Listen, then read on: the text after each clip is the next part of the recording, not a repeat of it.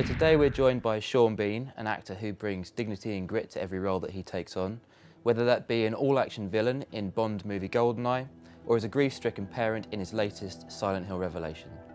Hey Sean, how's it going? Hiya, good. So in Silent Hill you're a good guy, but you've played a lot of bad guys too. Do you have a preference? Not really, no. I think I've been fortunate in that I've played a lot of good bad guys, as it were.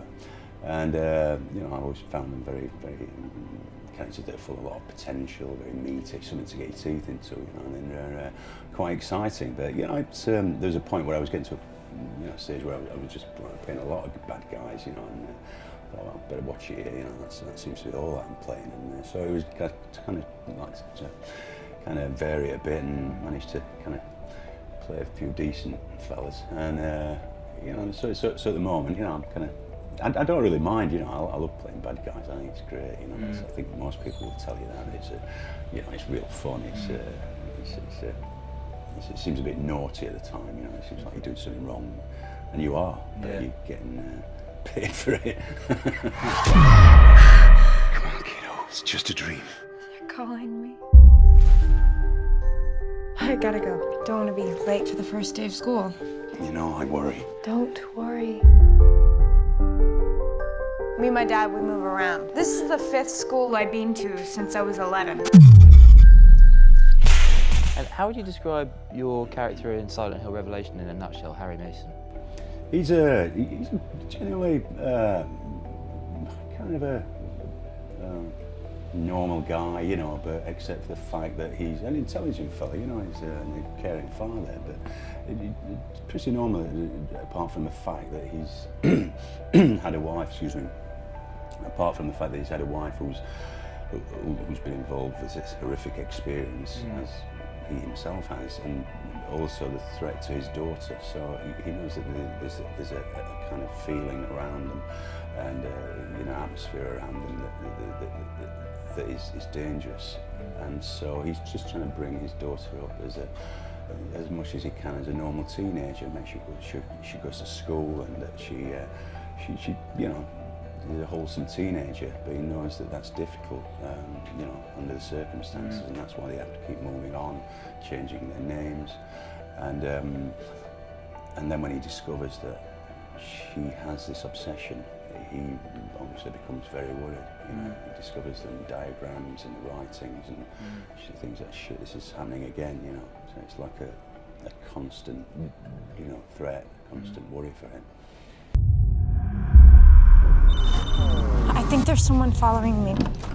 Come back here, Sharon. Love you. These days a lot of action movie stars are having to spend quite a lot of time getting themselves in shape for roles. Is that something you've had to do much in the past? Yeah, it just depends on the roles, you know. For something like, what was it, Troy, you know, everybody was working out for that and stuff, and so you had to work. Everybody else is doing anything. I better do it now. Yeah, I don't want to look like a, you know, a wimp next to this lot, big beefy lot, you know. So, but that was good fun, you know, and I think everybody enjoys it, you know, working out, you know, particularly if it's for a certain role, and I suppose just keeping it going afterwards, that's the difficult part. But you know, that and various other roles, you know. But it's good, you know. It certainly gives you an incentive to work out, you know, when you've got a part like that, when you're playing some kind of gladiator, a soldier, or somebody specifically large, as it were. You've sort of been involved in some shape or form in quite a lot of some really kind of memorable movie death scenes. Which has kind of been your favourite? I'm trying to remember. There's been quite a few, hasn't it? So, I think probably Patriot Games was quite a good one, you know, and Lord of the Rings, that was a good one. I think that was probably my favourite, yeah. It was a very kind of noble death scene. Yeah, and it went on for a long time. It was in slow motion, great music. I mean, it was I didn't know it was going to be like that, you know. You do shots, and then the way Peter Jackson put it together, I thought it was really, you know, I was really pleased with that. What's going on? I know that symbol. This is it. Do you know what that is?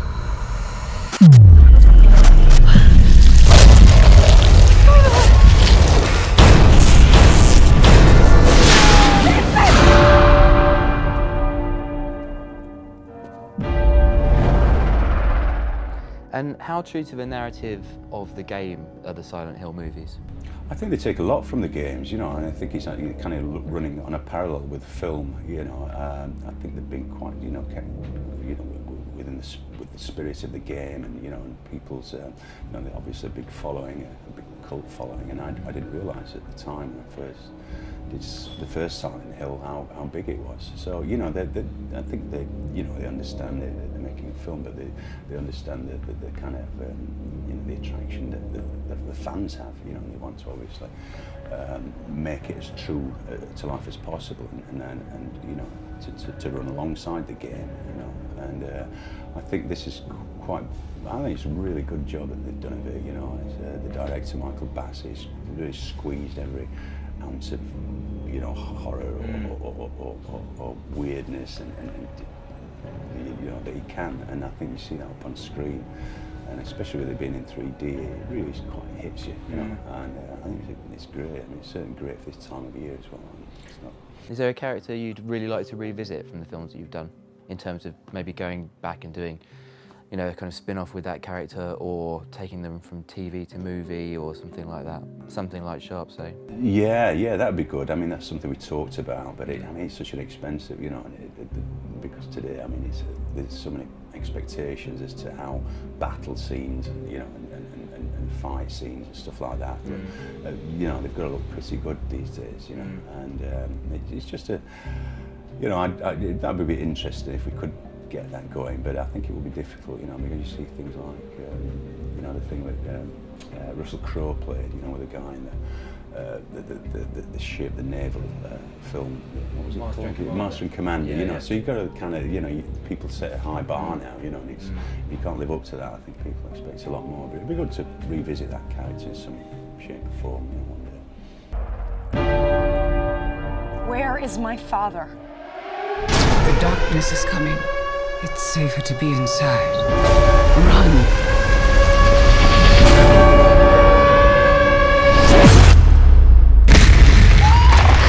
Who or what do you think is the scariest movie monster of all time? There was that one, wasn't it? Hellraiser. There are a lot of characters in that, but Pinhead, yeah, and that was quite spooky. Yeah, I can't really think. You give me some ideas, you know. I mean, what about something like Exorcist? The little Yeah. girl from that? Oh God, yeah. I thought you meant characters, but yeah, she was. Well, that was horrific. You know? I mean, that really was scary. I mean, that's something I couldn't ever watch again. You know, I watched it when I was a kid, and I wish I hadn't really. And then I read the book, and that was really good as well. You know, the book was fucking scary. You know, you have to switching the lights off on, you know, at night and things like that. Till I was quite, you know, a couple of years ago. Still doing that. It's a key. What does it unlock? The true nature of things. You were chosen to destroy the demon. Get down!